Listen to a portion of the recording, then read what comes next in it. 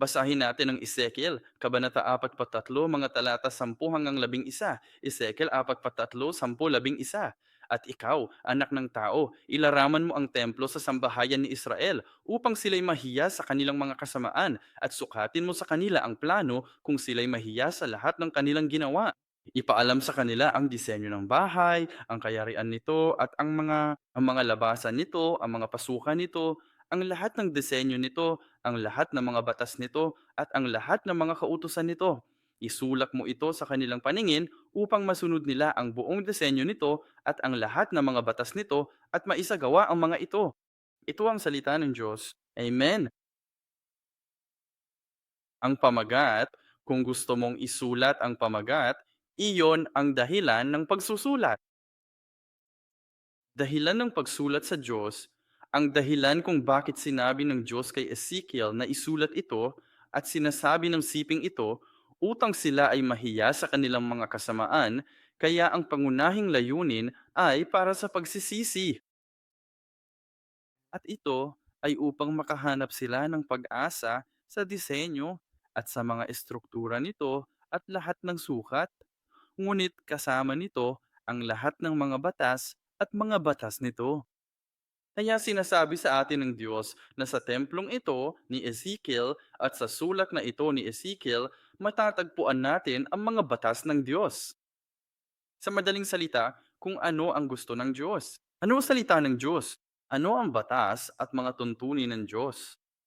At ano ang salita ng Diyos? Sa ganito, at kaya, aniya, at isulat mo ito sa kanilang paningin upang kanilang masunod ang buong anyo nito at ang lahat ng mga tuntunin nito at maisagawa ang mga iyon.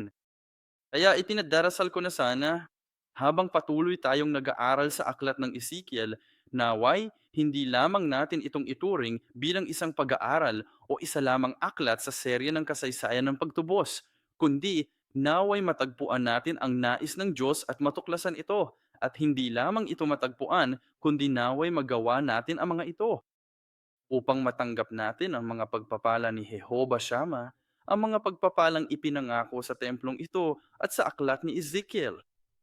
Amen? Kaya una, isipin natin ang istruktura at nilalaman. Pareho ito sa ibinahagi ko noong nakaraang taon, pero sigurado akong hindi mo na maalala. Kaya ligtas naman para sa akin na gawin ito, di ba? Kung ayaw mong gawin ko yan, pwede mong sabihin sa akin kung ano ang nangyayari sa itim na kahon. Kung gayon ay titigil ako ngayon. Pwede na tayong umuwi. Okay, medyo ligtas. Okay, struktura. Unang bahagi. Unang bahagi. Sa madaling salita, ilang kabanata ang mayroon sa Ezekiel? Ligtas na ligtas ako sa paggawa nito. 48 na kabanata. Kaya sa 48 na kabanata, paano ito nakabalangkas? Kaya ang unang bahagi, mga kabanatang 1 hanggang 24, ay tungkol sa pagbagsak ng Juda. Ang Diyos ay nagpropesiya tungkol sa pagbagsak ng Juda. Ang bahagi dalawa ay kabanata 25 hanggang 32, ang paghuhukom ng Diyos sa mga bansa. Ang mga bansa, sa Hebreyo, ang ibig sabihin ng mga bansa ay ang mga bansang hentil. Kaya, ang paghuhukom ng Diyos sa mga bansang hentil. Bakit? At anong uri ng mga paghatol?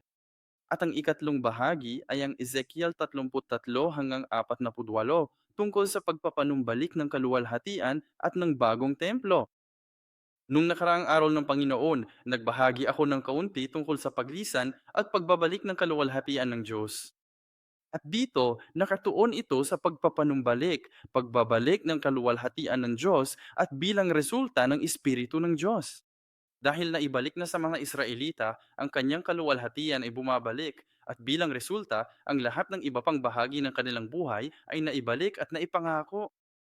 Kaya, pangako ng pagpapanumbalik sa mas espesipikong nilalaman, sa ilalim ng bahagi 1, mga kabanata 1 hanggang 3 ay tungkol sa pagtawag kay Ezekiel.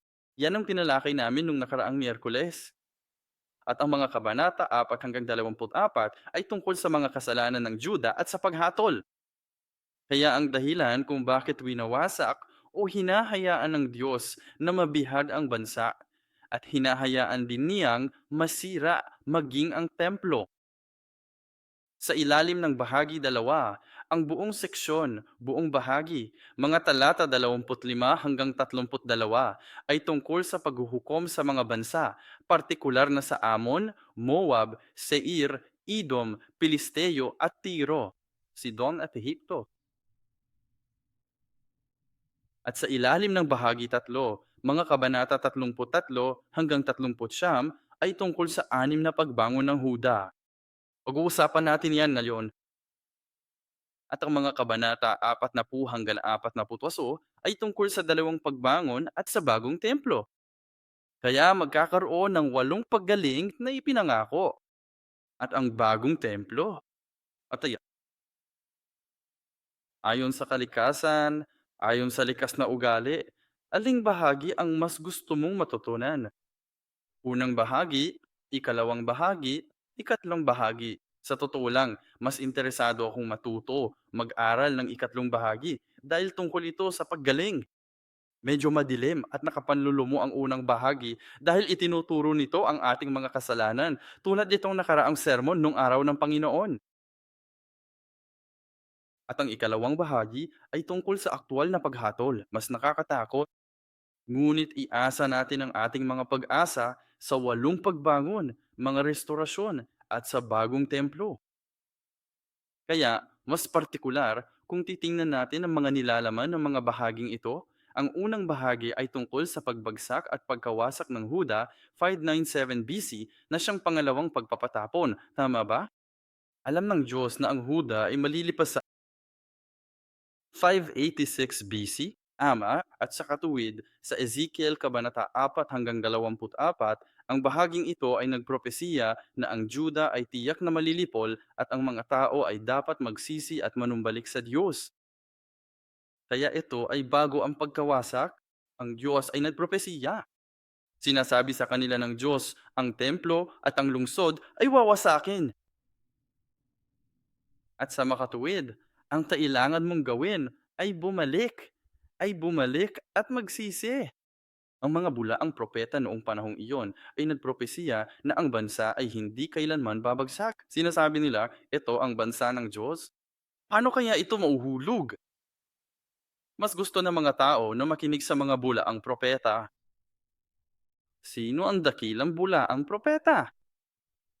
Nasaan ang dakilang bulaang propeta? Ang dakilang bulaang propeta ay nasa akin. Isang bagay na pinipiling marinig ang gusto kong marinig. Inutusan ng Diyos si Ezekiel na manghula sa pamamagitan ng mga kaibang kilos, mga gawaing propetiko. Ezekiel Kabanata 4 at 5 at gayon din ng Ezekiel Kabanata 22, talata 15. Pangangalatin kita sa mga bansa at ikakalap kita sa lupain at aalisin ko ang iyong karumihan. Kabanatang 24, versikulo 21. Magsalita ka sa sambahayan ni Israel. Ganito ang sabi ng Panginoong Diyos, narito, aking lalapastanganin ng aking santuaryo na siyang kapalaluan ng inyong kapangyarihan na kinasasabikan ng inyong mga mata at kinalulugdan ng inyong kaluluwa, at ang inyong mga anak na lalaki at babae na inyong iniwan ay mga bubuwal sa pamamagitan ng tabak. Bahagi dalawa, paghuhukom sa mga bansa. Mas bibilisan ko ng kaonte dahil may ilan pang nilalaman na tatalakayin sa bandang huli sa ikatlong bahagi. Bakit sila hinahatulan, ang mga bansang hintil? Una, dahil naggalak sila nang mawasak ang Israel. Kita nyo, ginagamit ng Diyos ang Babylonia at ang lahat ng iba pang mga bansang hentil upang sirain at parusahan ang kanyang bayan. Pero nasaan ang tunay niyong pag-ibig? Yung pinaparusahan o yung ginagamit niya para magparusa? Yung pinaparusahan. Naaalala ko, sinasabi ko sa mga anak ko, ang dahilan kung bakit ko kayo pinaparusahan ay dahil mahal ko kayo. Ang pariralang ito, hindi kailanman maiintindihan ng mga bata. Naaalala mo pa ba nung bata ka pa na pinaparusahan ka ng mga magulang mo? Hindi kailanman maintindihan. Kung mahal mo talaga ako, hindi mo dapat ako parusahan. Kung mahal mo talaga ako, dapat maramdaman mo ang sakit na pinagdadaanan ko. Ramdam ko habang inilalagay mo ang pamalo sa katawan ko. Pero nang maging magulang na kami, napagtanto kong mahalaga pala sa akin ang mga ito, naiinis ako, pinaparusahan ko sila. Pinagalitan ko sila dahil nagmamalasakit ako sa kanila, dahil iniisip ko ang kanilang kinabukasan. Kaya pinarusahan ng Diyos ang Israel. Ngunit ginagamit ng Diyos ang ilan sa mga bansang hentil na ito upang gawin iyon bilang isang tungkod. Gayunpaman, walang nararamdaman ng Diyos tungkol sa tungkod na ito. Sa totoo lang, ang tungkod na ito ay isang bagay na gagamitin at itatapon sa apoy. Kaya, mas gugustuhin mo bang ikaw ang pinaparusahan o ikaw ang pamalo na ginagamit para parusahan ng isang tao? Napakahirap sagutin na tanong. Ayaw mong sabihing ayokong maparusahan.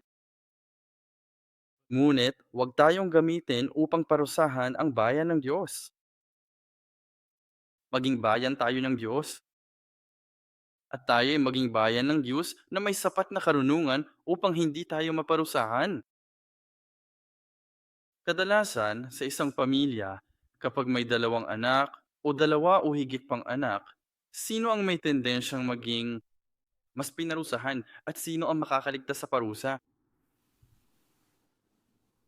Ang una o ang pangalawa? Una, ang isa ay pinaparusahan. Pangalawa, nakikita ito ng isa at makakahanap siya ng paraan upang hindi siya maparusahan. Maraming beses, maliban na lang kung talagang maganda ang una. Kapag mabuti ang una at hindi kailanman napaparusahan ng una, hindi alam ng pangalawa kung paano iwasan mo ang parusang iyan. Pangalawa, mas marami ang nakukuha, di ba? Ang Israel ang una. Pangalawa tayo, naparusahan sila. Matuto tayo sa kanila. Kaya tayo nagbabasa ng Biblia. Kaya nga tayo natututo. Dapat tayong matuto mula sa kanilang mga pagkakamali upang hindi na natin maulit ang parehong pagkakamali. Ezekiel 25:6-7. Sapagkat ganito ang sabi ng Panginoong Diyos, sapagkat pumalakpak kayo at tinadyakan ng inyong mga paa at nagalak na may buong paghamak ng inyong kaluluwa laban sa lupain ng Israel. Kaya't narito, iniunat ko ang aking kamay laban sa iyo, at ibibigay kita bilang samsam sa mga bansa, at ihihiwalay kita sa mga bayan, at lilipunin kita sa lupain, at aking lilipunin ka. Sa gayon, makikilala ninyo na ako ang Pangnoon, dahil sila ang pangalawang dahilan kung bakit winawasak at pinaparusahan ng Diyos ang mga bansang ito. Winawasak ang mga bansang ito ay dahil sila ay mayabang at palalo. Sa Ezekiel, sila talaga ay kumakatawan sa iba pang mga tauhan tulad ni Satanas, ang Diablo, sa iba't ibang paraan. Nagmataas sila ng gamitin sila ng Diyos upang parusahan ng Israel. Anak ng tao, Ezekiel 28, versikulo 2. Anak ng tao, sabihin mo sa pinuno ng Tiro, ganito ang sabi ng Panginoong Diyos, sapagkat ang iyong uso ay nagmataas, ibig sabihin ay naging palalo at mayabang. At iyong sinabi, ako'y isang Diyos. Ako'y nakaupo sa trono ng Diyos, sa puso ng mamakaragatan. Ngunit ikaw ay tao lamang at hindi Diyos. Bagamat ginagawa mong parang puso ng Diyos ang iyong puso, itinaas nila ang kanilang mga sarili at itinaas ang kanilang mga sarili at naging mapagmataas hanggang sa puntong inakala o piningnan na nila ang kanilang mga sarili. Sa antas ng Diyos, isa sa mga dahilan kung bakit nahulog si Satanas, isa sa mga dahilan kung bakit nahulog ang sangkatauhan, sina Adan at Eva.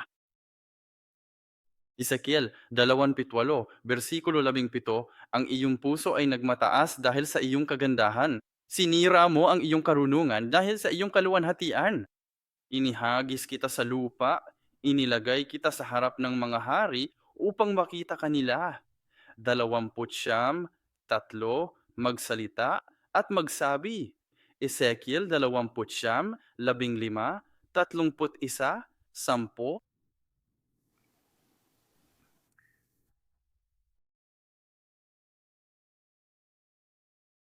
Parehong mensahe. Pag-isipan natin ngayon ang ikatlong bahagi. A. Pagbawi. Mga kabanata ng Ezekiel 33 to 48. Kabanatang 33 to 39. Okay, una, Ezekiel 34, pagpapanumbalik ng pastol. Yan ay propesiya tungkol sa pagpapanumbalik ng pastol. Pagkatapos ay maglalagay ako sa kanila ng isang pastol, ang aking lingkod na si David, at kanyang papastulin sila. Siya mismo ang magpapakain sa kanila at magiging pastol nila. Pero sumulat si David ng isang awit tungkol sa kanyang pastol nung mga 23, tama ba? At kaya, sa mas makitid na kahulugan, agad itong tumutukoy kay David. Ngunit ang tunay na pastol na darating ay malinaw na si Hesus Kristo na siyang darating. Kaya para lang mabigyan ka ng pahiwatig, subukang tingnan kung ano ang karaniwan sa 8 bagay na ito na ipinapanumbalik. At para mabigyan ka ng ideya, ito ang mga pangunahing tema sa buong Biblia, ang mga bagay na nawala habang ang sangkatauhan ay nagkasala laban sa Diyos at tinanggihan ang salita ng Diyos. Ito ang mga bagay na nawala sa kanila. At sa buong kasaysayan ng pagtubos sa buong Biblia, ginagamit ng Diyos ang mga temang ito upang magsalita tungkol sa pagtubos, pagpapanumbalik, magsalita tungkol sa pagpapanumbalik ng bayan ng Diyos, ang relasyon ng tao sa Diyos. Panahon ng isang pastol, si David, ngunit sa huli ay ipinopropesiya ang pagdating ni Jesus. Ezekiel 36, versikulo 10, "Pararamihin ko ang mga tao sa inyo, ang buong sambahayan ni Israel, lahat mang ito, at ang mga lungsod ay tatahanan, at ang mga gibang lugar ay muling itatayo." Naku, pasensya na. Pinag-uusapan nito ang pagpapanumbalik ng lupain. Ezekiel 35, 1 hanggang 36:15, pagpapanumbalik ng lupain. "Pararamihin ko at ibibigay ko sa inyo ang sambahayan ni Israel, at ang mga lungsod ay tatahanan, at ang mga sirang lugar ay muling itatayo." Kaya sa buong Biblia, nangangako ang Diyos na ibabalik ang lupain sa Israel. Isa sa mga pangunahing pangako, mahalagang pangakong ginawa ng Diyos kay Abraham. Pangatlo ay ang pagpapanunambalik ng Espiritu. "Ilalagay ko ang aking Espiritu sa loob ninyo at palalakarin ko kayo ayon sa aking mga tuntunin. At inyong iingatan na sundin ang aking mga palatuntunan." Kita nyo, may malapit na kaugnayan ang pagtanggap sa Espiritu at ang paglakad sa kanyang salita. Pag-unawa sa salita at pamumuhay ayon dito. Kailangan nating matanggap ang spiritong iyan. Ang apat, ang pagpapanumbalik ng mga tao. Kabanata 37, mga talata 1 hanggang 14. Babasahin natin ang versikulo 10. "Kaya't ako'y nanghula ayon sa iniutos niya sa akin, at ang hininga ay pumasok sa kanila, at sila'y nabuhay at tumayo sa kanilang mga paa, isang napakalaking hukbo." Ang Kabanata 37 ay tungkol sa mga tuyong buto na nabuhay muli habang ibinabalik ng Diyos ang kanyang hininga sa mga ito. Pagpapanumbalik ng tipan.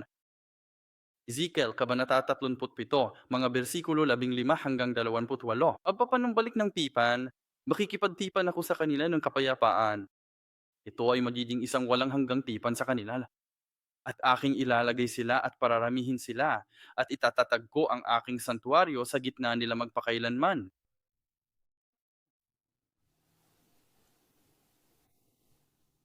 Ang tipang ito, sa palagay ko ay nabanggit ko na ito dati, ngunit ang tipang ito ang susi, ang mismong susi na kailangan natin para sa kaligtasan, para sa pagtubos at pagpapanumbalik. Kailangan nating tanggapin ang tipang ito.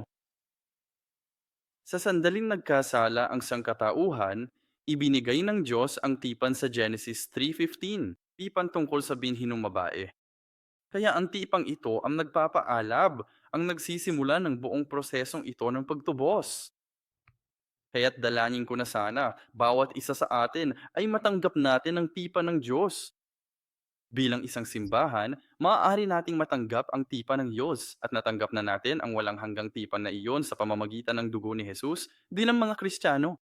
Kaya't naway maging matatag at panatag sa atin ang tipang iyon. Ika-6 na Ezekiel, Kabanata 38 at 39. Pagpapanumbalik ng soberanya, Ezekiel 38, talata 23. Dadakilain ko ang aking sarili, pababanalin ko ang aking sarili, at ipapakilala ko ang aking sarili sa paningin ng maraming bansa, at kanilang makikilala na ako ang Panginoon. Kita nyo, sa buong aklat ng Ezekiel, sinabi ng Diyos, gagawin ko ito. Maging ito man ay pagkawasak, parusa, o isang bagay na mabuti, pagtubos.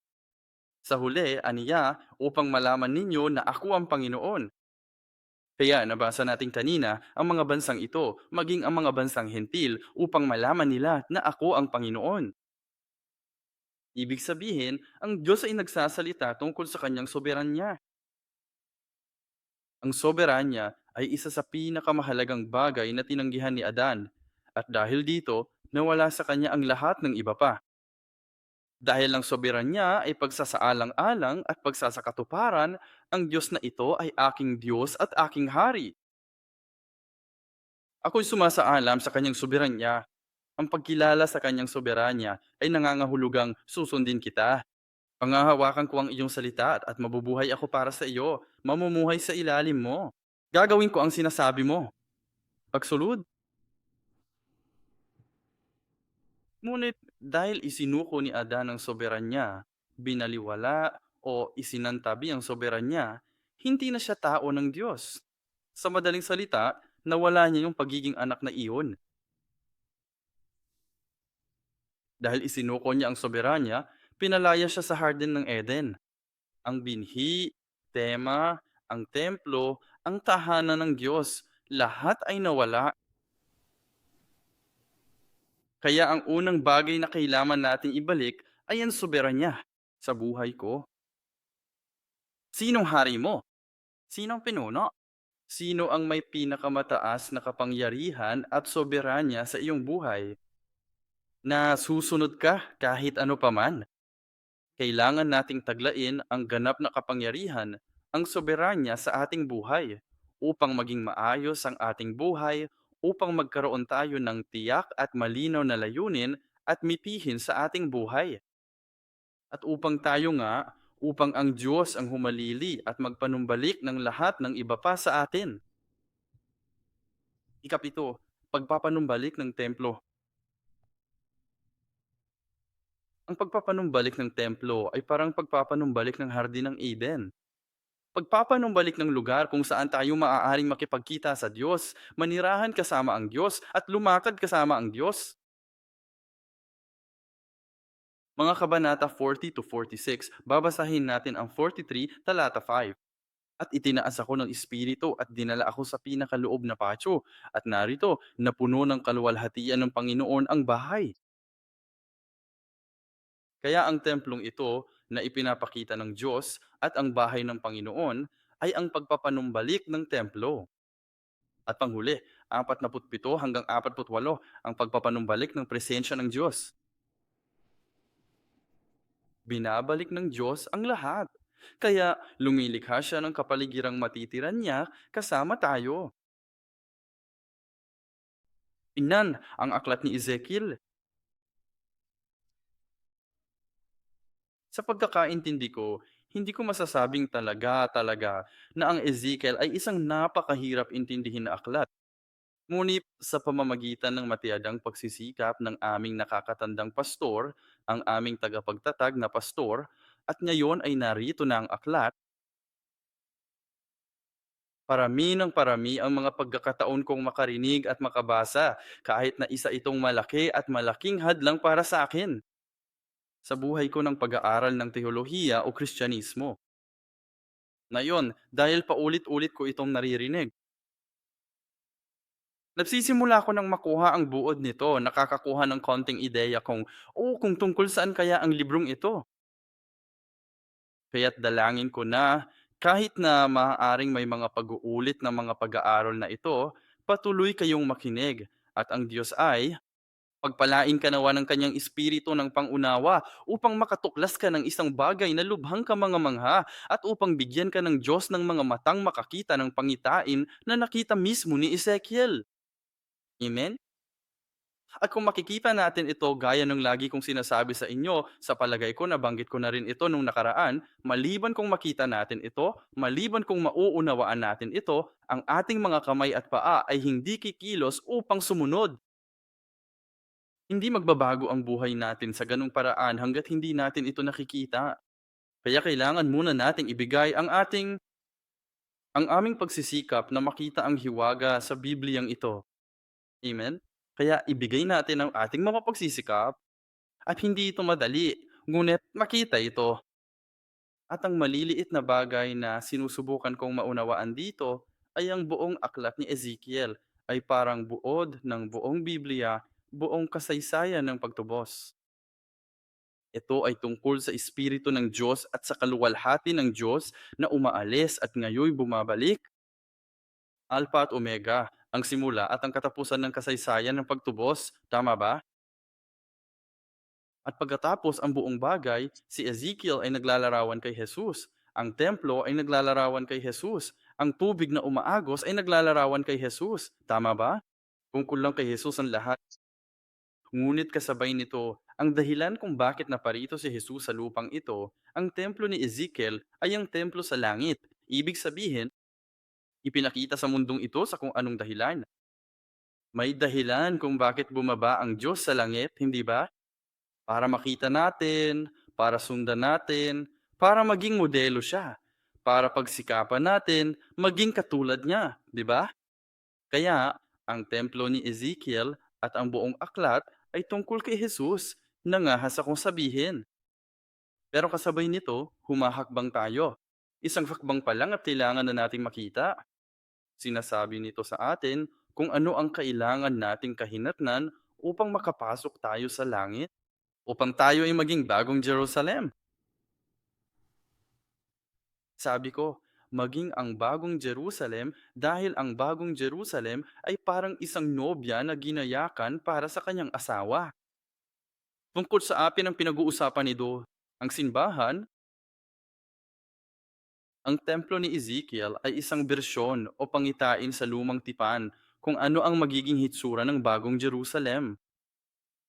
Bawat sukat, bawat imahe ay isang bagay na kailangan nating kahinatnan sa iba't ibang aspeto ng ating buhay, sa pananampalataya. Kaya ipunaliwanag ang buong Biblia o ang kasaysayan ng pagtubos. Sa isang espesyal na paraan, naniniwala ako na si Ezekiel. Isang bagay na alam mo na, di ba? Isang bagay na napakasimple. Ngunit natagalan bago ko ito naunawaan. Gayunpaman, ang ikalawang bahagi ng pag-aaral na ito ngayon ay ang tatlong pangunahing layunin ng pagtatala ng Ezekiel. Una, upang ihula ang pagkawasak ng Israel. Ito ang huling panawagan para sa pagsisisi. Karamihan sa mga kabanata 1 hanggang 31 nanogram Ezekiel ay mga pahayag na natanggap bago ang pagkawasak ng Jerusalem.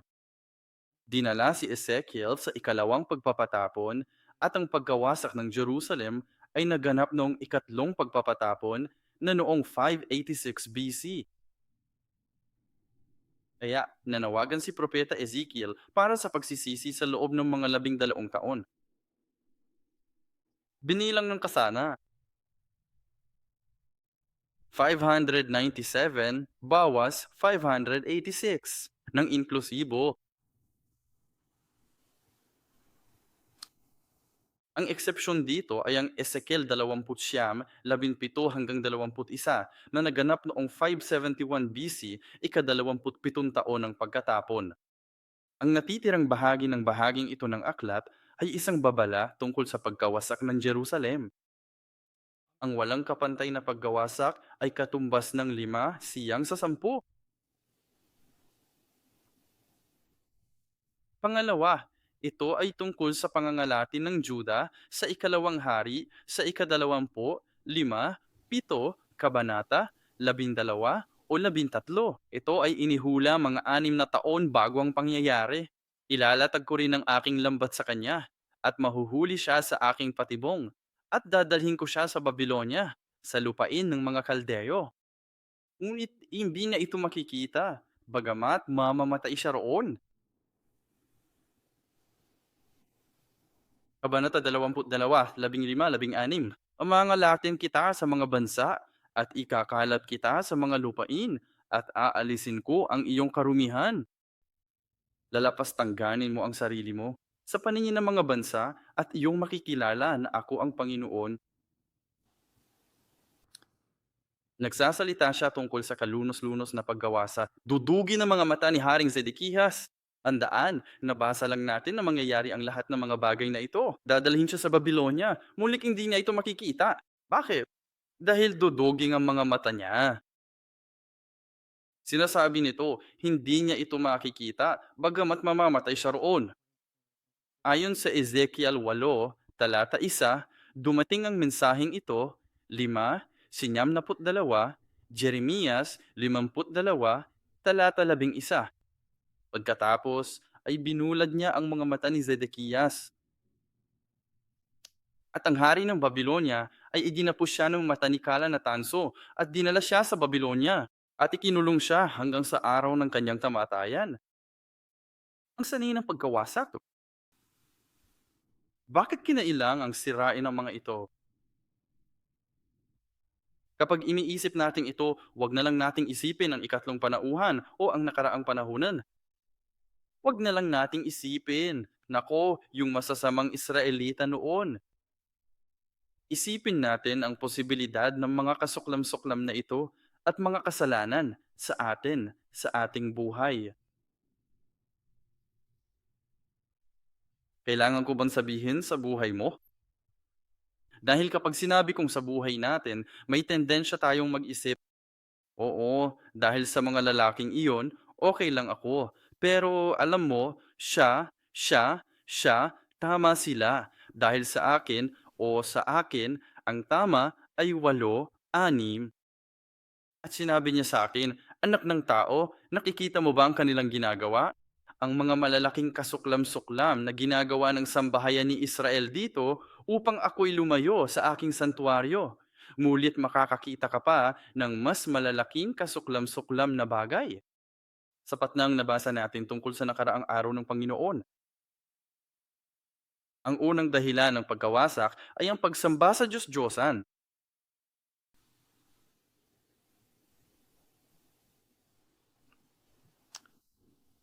Maari mo lamang tukuyin o isulat ang mga siping ito.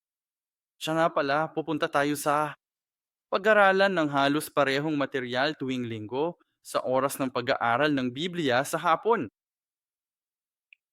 At ito ay magiging mga pag-aaral sa Bible Academy. At sa pagkakataong ito, magsisimula tayo sa mga ikalawang linggo ng Marso, malamang. Pero sa pagkakataong ito, ang mga sertipiko at medalya ay ibibigay mula sa pangunahing simbahan. Kung dadalo ka ng hindi lumiban ng higit sa 2 beses at makapasa sa pagsusulit.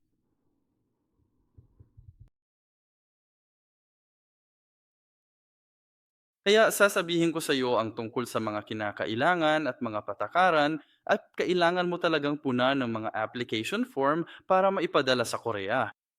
At iba pa, at magbayad pa ng maliit na bayad. Pero may itatala mo ang pangalan mo sa aklat ng Bible Academy, Korea Main Church Bible Academy. Sapat na ba ang insentibo na yon? May ito nauugnay sa idolatria rito.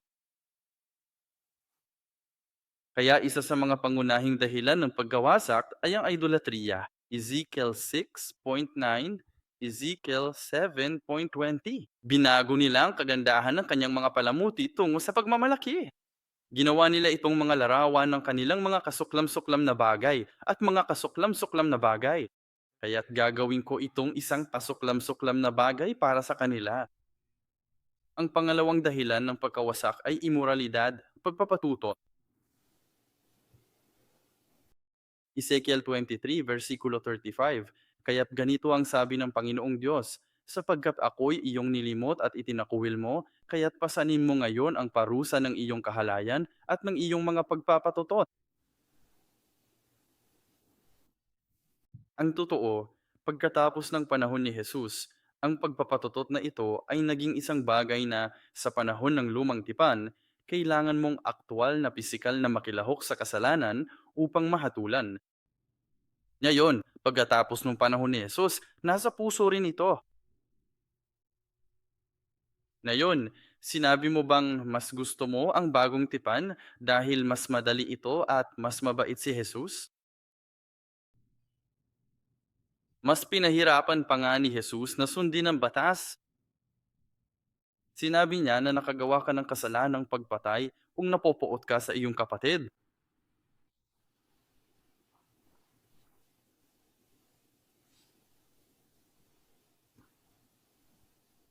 Santiago 4, versikulo 4. Kayong mga ngangalo niya, hindi ba ganinyo nalalaman na ang pakikipagkaibigan sa sanglibutan ay pakikipag-alit sa Diyos? Kaya nga, sino mang nagnanais na maging kaibigan ng sanlibutan ay ginagawa ang kanyang sarili na kaaway ng Diyos. Kita nyo, kahit ang idolatriya, pagpapatutot, pinag-aralan natin ang aklat 7, ang 10 utos. At ang una, 2 utos. Una, 3 utos ang tungkol dito. Hindi lamang sa pagpapatutod, ay alin ang aling batas mula sa 10.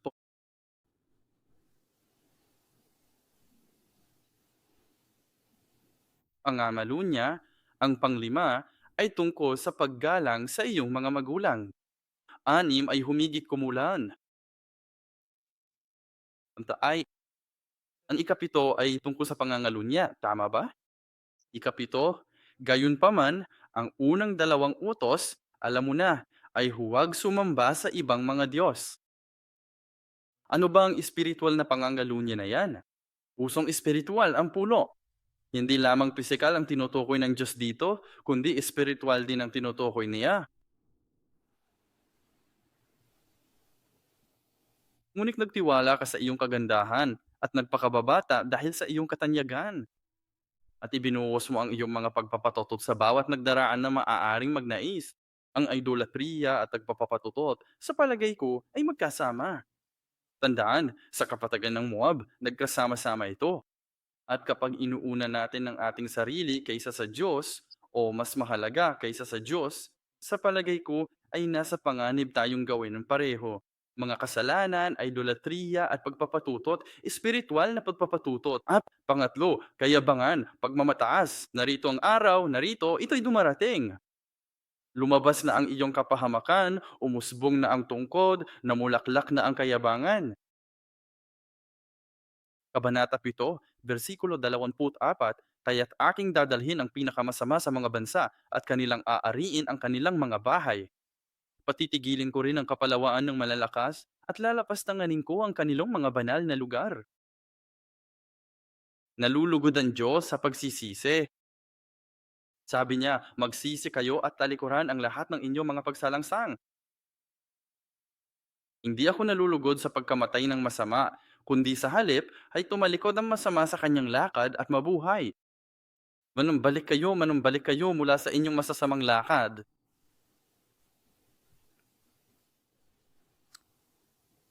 Pangalawa, upang magpropesiya tungkol sa pagpapanumbalik niyan Israel sa hinaharap at ihatid ang mensahe ng pag-asa. Ang unang dahilan ng pagsulat nito ay upang makapagsisi ang kanyang bayan at ang mga nagsisisi ay magkakaroon ng pag-asa. Tandaan natin ang ekwasyon na yan. Ang mga nagsisisi ay magkakaroon ng pag-asa. Kung ang buhay mo ay walang pag-asa, sikapin mong magsisi. Naniniwala ako na gagawin ng Diyos Buksan mo ang aming mga mata sa mas dakilang pag-asa na inihanda niya para sa amin. Kita mo, kahit hangtang dito, parang parang walang awa ang Diyos. Tila ang Diyos ay labis na nagagalit at labis na nagagalit.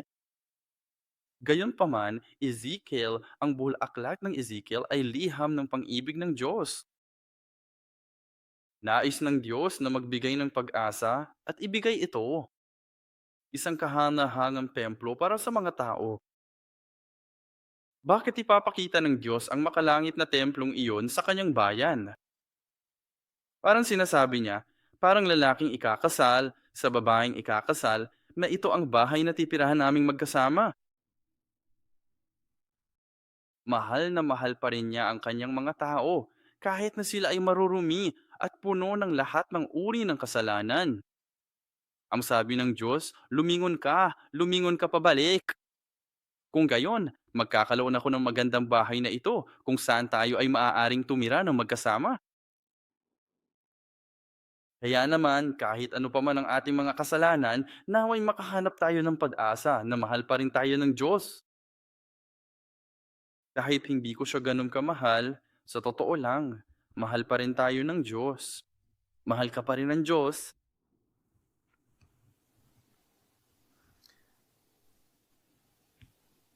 Kaya, mula Kabanata 32 hanggang 48 ay ang pahayag na natanggap pagkatapos ng pagkawasak noong 586 BC. Ang mensaheng ito ay hindi sila pababayaan ng Diyos magpakailanman, kundi ibabalik niya sila sa dati nilang kalagayan. Kaya hayaan mong tanuhin kita, bago ka ba sa Kabanatang 32 o pagkatapos ng Kabanatang 32? Sa tingin mo, ang buhay mo, bago ka ba sa Kabanata 32 o pagkatapos ng Kabanata 32? Ibig sabihin, ikaw ba ay naroon bago pa man maganap ang kaparusahan at pagkawasak o ikaw ang naghahabol? Kung nauna ka na, bilisan mo at magsisisi ka. Kung gayon ay maiiwasan mo ang pagkawasak na iyon. Kung ang hinahangad mo, kung sa tingin mo ay naganap na ang pagkawasak, magsisisi ka pa rin. Pero tandaan, magkaroon ng pag-asa. Ang mensahe ay hindi ka pababayaan ng Diyos magpakailanman, kundi ibabalik ka niya sa dati mong kalagayan. Ezekiel 32:1, ng ikalabindalawang taon, ng ikalabindalawang buwan, ng unang araw ng buwan, ang salita ng Panginoon ay dumating sa akin na nagsasabi, mula nang siya ay ipinatapon noong 597 BC, ito ay 585 BC, 12 taon na ang lumipas, ayon sa kalendaryong nakabatay sa tissue, ito ay isang taon na pagkatapos ng pagkawasak. Tiyak na kayang ibalik tayo ng Diyos kahit na pakiramdam natin ay wala ng punto ng pagbabalik at wala ng posibilidad ng pagpapanumbalik. Ipinakita niya ang paghahayag ng mga tuyong buto sa Ezekiel 37. Okay, Ezekiel 37. Ang mga butong ito ay ang buong sambahayan ng Israel. Ang aming mga buto ay natuyo at ang aming pag-asa ay nawala. Babasahin ko lang ang mga bahaging nakabold at may salungguhe. Bubuksan ko ang inyong mga libingan at pababangunin ko kayo mula sa inyong mga libingan. Dadalhin ko kayo sa lupain ng Israel. Kung magkagayoy, malalaman ninyo na ako ang Paninoon pagka binuksan ko na ang inyong mga libingan. Ilalagay kita sa sarili mong lupain. Kung magkagayoy, inyong malalaman na akong Panginoon ang nagsalita at gumawa nito, sabi ng Panginoon. 37, versikulo 21. Sabihin mo sa kanila, ganito ang sabi ng Panginoong Diyos, narito, aking kukunin ang mga anak ni Israel mula sa mga bansang kanilang pinaroonan at aking pipisanin sila mula sa lahat ng dako at dadalhin ko sila sa kanilang sariling lupain. Pangatlo, upang ipaalam sa kanila na mayroong isang bagong templo ng kawalang hanggan. Ang ikatlong dahilan kung bakit sinabi ng Diyos kay Ezekiel na isulat ito ay ang pag-asa ng Diyos na makatanggap muli ng buhay at makabalik sa kanilang sariling lupain ang kaharian ng langit, kapag natanggap na nila ang Espiritu ng Ama. Ang pag-asa na makapasok sa bagong templo ng kawalang hanggan. Ito rin ang konklusyon ng buong Biblia. Tiyama, ang aklat ni Ezekiel ay isang buod o representasyon ng buong aklat ng Biblia. Ang lugar ni Jehovah Shammah, pangako niya. Tatlong pinto sa bawat isa sa apat na gilid, mga pangalan ng 12 tribu sa mga ito, Ezekiel 48, 31 hanggang 35. Makikita natin ang magkatulad ng mga talata sa Apokalipsis 21 at 22, katulad ng 12 pintuan ng Bagong Jerusalem. Pangalawa, ang pipa ng kapayapaan ay matutupad sa templong ito. Ezekiel 37:26-28. Makikipagtipan ako sa kanila ng kapayapaan. Ito ay magiging isang walang hanggang tipan sa kanila. Itatatag ko ang aking santuaryo sa gitna nila magpakilanman. Ang aking pirahan. Makakasama rin nila. Ako ang magiging Diyos nila at sila ang magiging bayan ko. At malalaman ng mga bansa na ako ang Panginoon, na siyang nagpapabanal sa Israel pagka ang aking santuaryo ay nasa gitna nila magpakailanman. Kita mo, kapag sinabi nating Jehovah Shammah, naroon ang Panginoon. Ang pariralang iyan ay naglalaman ng lahat ng ito, lahat ng parusa at paghihirap, pagsisisi, ngunit pagpapanumbalik at pag-asa. At sa wakas, sa bagong walang hanggang santuaryong ito, mapaparoon ang iyong buhay at ang iyong sambahayan, at siya ay naroon. Para sa mga banal, pakisuyo po ang bagong templo. Magiging lugar para sa mga banal. Ang pader sa Ezekiel 43, versikulo 20, ay nagpapakita ng pagkakaiba ng banal at ng di malinis, marumi. Ezekiel 43, versikulo 20 at 44, versikulo 23.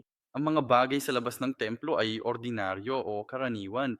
Hindi naman kinakailangan marumi o bastos. Ang kasalanan ay nagiging karaniwan at nagiging marumi.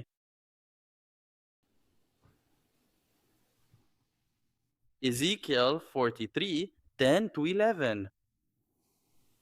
Kaya ang argumento nitong mga nakaraang araw ay hindi ko talaga kailangang maging banal, banal. Mananatili na lang akong pangkaraniwan-karaniwan. Ngunit ang karaniwan ay nabibilang sa labas ng templo. Naintindihan mo? At pagdating ng panahon, ang karumihan ay magiging marumi. Katamtaman, hindi na gumagana. Sabi ng Diyos, kailangan mong pumasok, at tanging ang mga banal lamang ang nararapat sa loob ng mga pader. Ang labas ay maaaring ituring na karaniwan ngayon, ordinaryo. Ngunit sila'y magiging marumi, lapastangan. Magiging banal ba o magiging marumi ang ating mga karaniwang bagay at gawain sa pamamagitan ng ating pamumuhay? Kaya baka nasa gitna tayo na yun. Sang daan ka pupunta? Sa loob ng templo, sa loob ng mga pader, o sa labas? Mananatili ba tayo? Kailangan nating magdesisyon. Levitico 11:45, sapagkat ako ang Panginoon na naglabas sa inyo mula sa lupain ng Ehipto upang maging inyong Diyos. Kaya't kayo'y magpakabanal, sapagkat ako'y banal.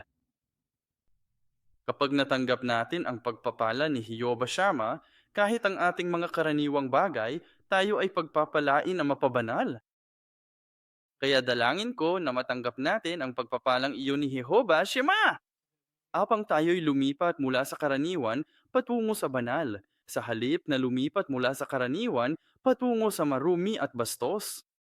Amen. Yan ang buhay ng Kristyanismo sa simbahan. Sa bawat oras na tayo ay sumasamba, sa bawat oras na sinusubukan nating makipagtulungan sa Diyos, tayo ay nagkakaroon ng isang hakbang palapit sa kabanalan. Tayo ay pinapabangal. Amen? Kaya't manalangin tuwing pupunta ka sa simbahan na sana'y mas maging banal ka kaysa dati. Amen? Awit 19, versikulo 7. Ang kautusan ng Panginoon ay sakdal na nagpapanumbalik ng kaluluwa. Ang patotoo ng Panginoon ay tunay na nagpapantas sa hangal. Awit 19, talata 9, ang pagkatakot sa Panginoon ay malinis. Pasensya na, hindi naman marumi. Ang pagkatakot sa Panginoon ay malinis na nananatili magpakailanman. Ang mga hatol ng Panginoon ay totoo. Sila ay lubos na matuwid. Yan ang magandang balita. Katapusan ng slideshow. Pero sa kabuuan, sa pamamagitan ng templo ni Ezekiel, sa palagay ko ito ay tunay na katulad ng pangunahing mensahe o kahit na maaaring maging konklusyon. Matapos basahin ang 48 kabanata ng Ezekiel, naniniwala akong nais ng Diyos na buksan ng langit upang ipakita sa atin kung ano ang nasa langit. Ganun nga ang ginawa niya kay Ezekiel. Kaya habang pinag-aaralan natin ang mga pag-aaral na ito, manalangin po kayo sa inyong puso, sa inyong isipan, o sa tuwing kayo ay magsisimba, buksan ng Diyos ang kalamitan para sa akin. Kaya nakikita ko, kaya nakikita ko kung ano ang nasa itaas. Para makakonekta ako sa makalangit na bagay na iyon, sa makalangit na templo. Kaya ang buhay po, hindi namang magiging isang ordinaryong buhay sa mundong ito, kundi isang bagay na konektado roon sa itaas. Isang bagay na nakikita ko, alam mo, maaarang pareho lang ang buhay, pero magiging buhay na makalangit, naging buhay na makalangit. Humihingi ako ng paumanhin sa hindi ko magawa. Ipapaliwanag pa natin ito. Ngunit mayroong isang dakila at makalangit na kayamanan na nais niyang buksan sa bawat isa sa atin. Kaya't dalangin ko na ang Diyos ay mangusap sa atin at sa inyo ng paisa-isa upang makita natin ang katotohanan at ang kayamanang iyon. Amen. Manalangin tayo. Ama naming nasa langit, nagpapasalamat kami sa pagbubukas mo ng kalangitan upang ipakita sa amin ang iyong dakilang misteryo, upang ipakita at tulungan kaming maunawaan kung ano ang gusto mong gawin. Habang buhay ang ating buhay at sa nalalabing bahagi ng panahong ito. Ama, dalangin namin na bigyan mo kami ng diwa ng pangunawa. Tulungan mo kaming makakita tulad ng nakita ni Ezekiel ang mga pangitain. Tulungan mo kaming maunawaan sa pamamagitan ng Biblia, sa pamamagitan ng aklat ni Ezekiel, ang kahangahangang pangitain na ipinakita mo kay Ezekiel. Ama, buksan mo po ang aming mga puso at buksan mo po ang mga bintana ng langit para lubos naming maintindihan ang nais mong iparating sa amin. Ama, huwag nawa kaming limitahan lamang sa mundong ito, sa aming pisikal na nakikita, sa aming nahihipo at nararanasan. Pero tulungan mo talaga kami. Ito ay isang espiritual na pakikipag-ugnayan at koneksyon sa mga banal na bagay na nagmumula sa langit, upang sa gayon ay hindi tayo matakot sa misteryosong mundong naroon sa kabilang dako, ang tunay na espiritual na mundo. Upang hindi tayo malimitahan sa iilang taon lamang na ating nabubuhay dito sa mundo, kundi upang magkaroon tayo ng mas malaking pag-asa sa panahong walang hanggan. Dalangin namin, Ama, na ipangako at ibigay mo ang walang hanggang iyon sa bawat isa sa amin, bawat isa na kabilang sa simbahang Zion, upang kami ay mamuhay ng taglay ang kapangyarihang iyon, ang pag-asang iyon at ang pangitain iyon. Maraming salamat po sa iyong biyaya. Ang lahat ng ito ay hinihiling namin sa pangalan ng aming Panginoong Heso Kristo na may pasasalamat.